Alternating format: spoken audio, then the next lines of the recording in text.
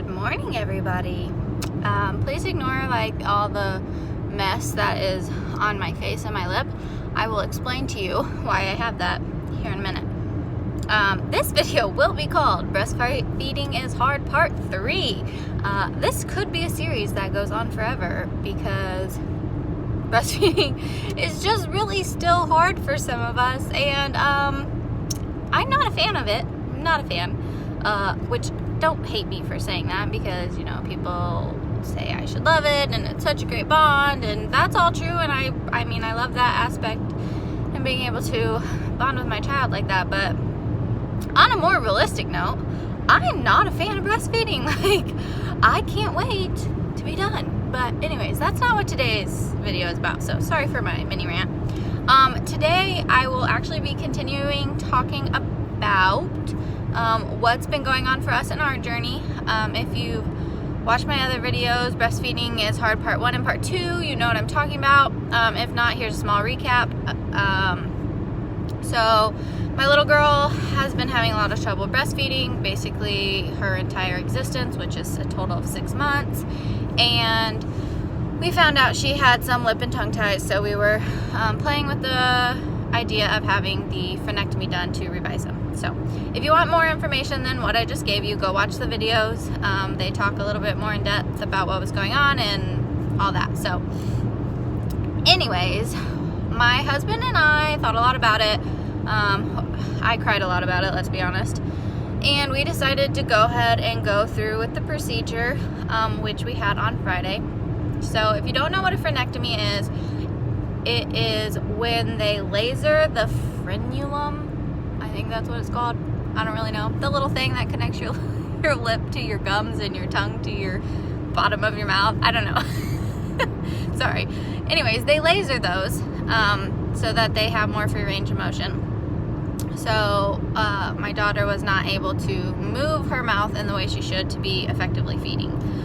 They couldn't really tell us if it would affect her in the long term. And if it hadn't been affecting her currently, we wouldn't have went through with it. But because we are still breastfeeding and that's something that we want to continue, we thought it would be best to get it done.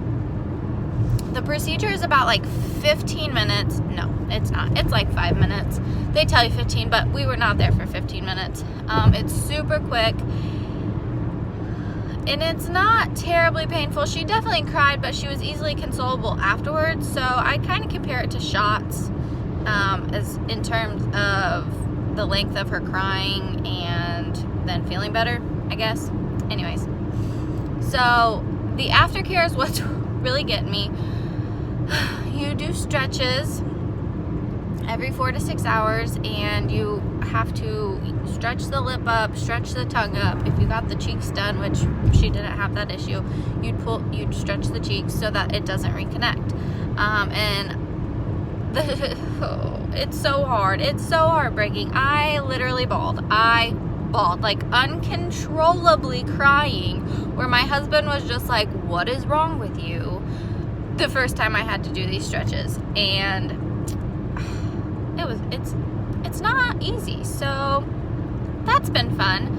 I'm really adamant about doing the stretches correctly, even though it does cause all the crying and the pain, because I do not want to put her through this for no reason. Like, if it grows back, I'm not getting this redone. So if it grows back, I'm going to be so mad that I am doing this pain to her every 4 hours for the next 3 weeks for no reason. So they're going to be done right, because I'm not going to let that happen. Anyways, there's tears, my tears, her tears, everybody's tears.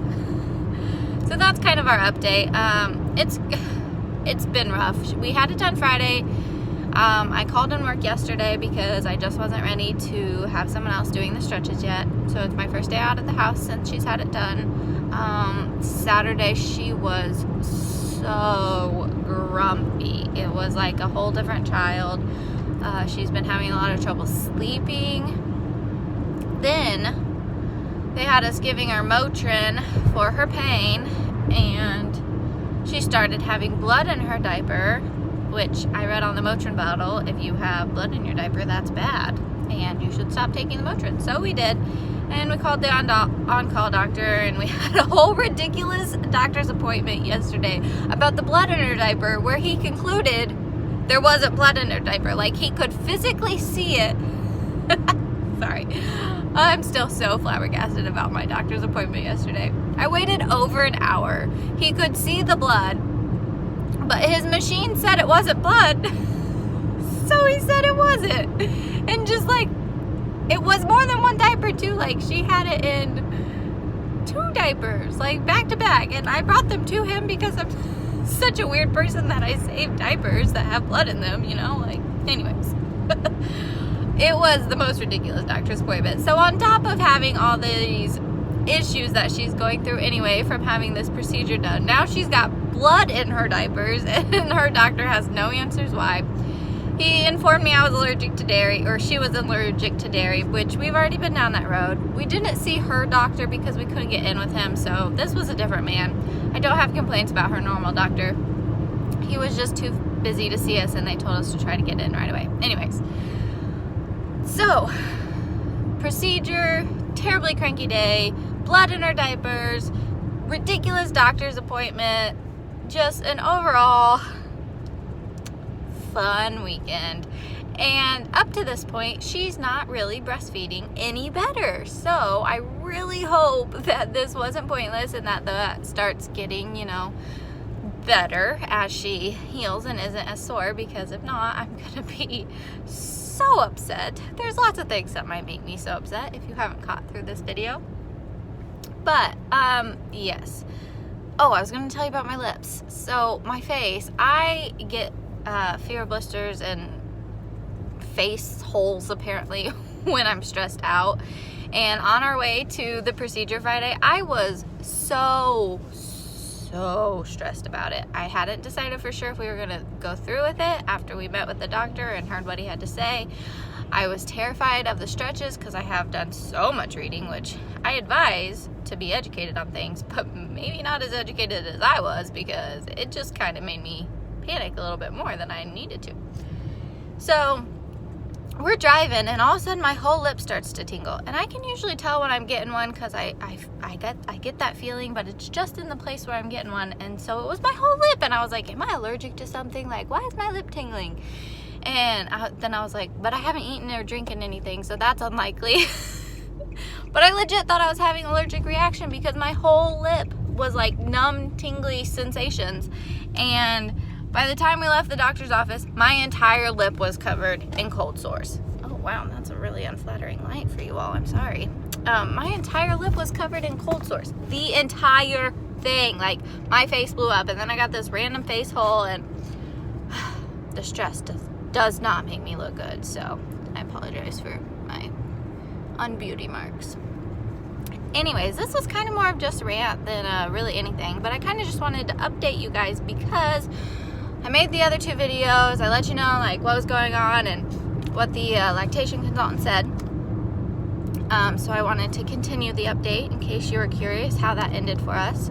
I very much recommend the doctor who did our frenectomy procedure. So if you have any questions, feel free to get a hold of me, and I can get you his information if you're afraid your child does have a tie and you're not really sure who to go about it.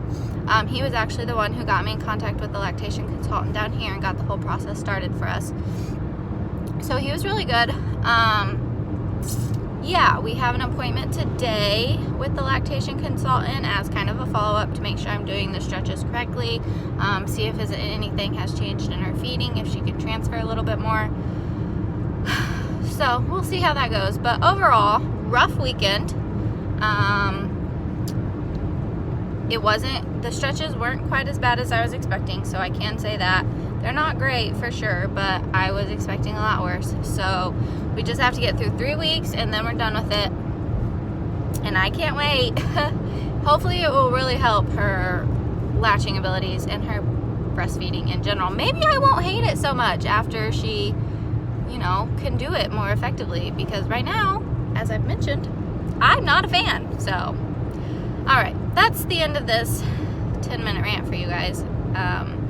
If you want to see some of my other videos, I talk about more things than just breastfeeding, so check out my channel, mostly mom stuff.